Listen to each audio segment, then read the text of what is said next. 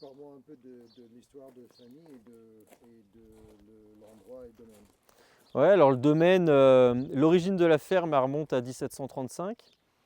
C'est là où Patrice est remonté le plus loin.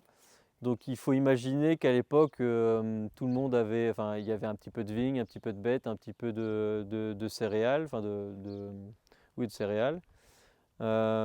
Patrice a spécialisé vignes quand il s'est installé, donc en 82-83. Au départ, il devait avoir entre 12 et 15 hectares. Aujourd'hui, on est rendu à 30 hectares.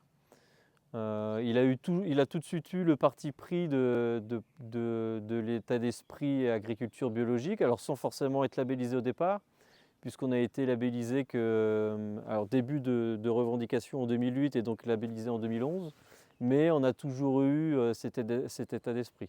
Moi, je travaille sur le domaine, alors au départ en tant que saisonnier, justement depuis 2008, et j'ai jamais rien connu d'autre que l'agriculture biologique et biodynamique. Donc pour nous, c'est plutôt naturel. Je suis revenu à plein temps sur le domaine en 2012. Ensuite, Pierre-François, le fils de Patrice, nous a rejoints en 2017. Et donc on est plutôt content parce que chaque année, depuis, on progresse, on valorise de mieux en mieux nos bouteilles. Je pense qu'on fait partie des gens qui font connaître le Pinot Donis, c'est ce qui est très important pour nous, mais aussi les coteaux du Vendomois.